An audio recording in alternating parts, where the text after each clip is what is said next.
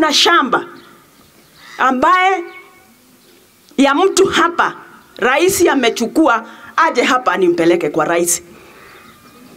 Ndio amwambie, Mheshimiwa Rais, ulichukua shamba yangu. Kwa sababu shamba ya Kipkulei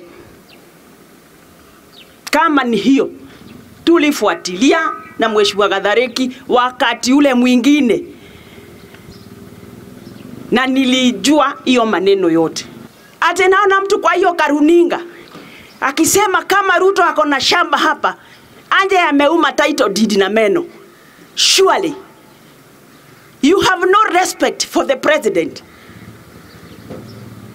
Unakuja kuchochea watu ati ndio wakasirika wamenyang'anywa shamba. Mtu adhubutu kufunga shule. Serikali iko hapa.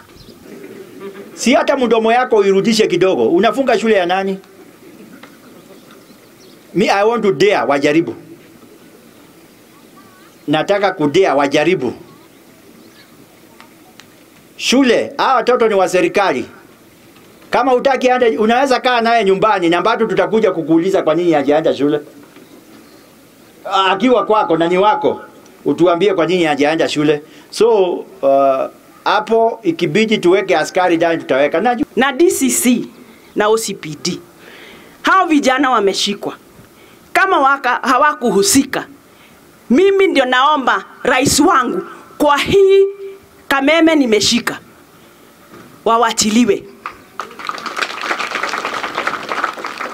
Kwa sababu walatumiwa na jangili inaokota pesa. That man has got money. Mtu ako na njaa sana ya mashamba na pesa. Anazunguka Kenya hii akiwaambia kuna shamba Ndabibi, akichukua pesa.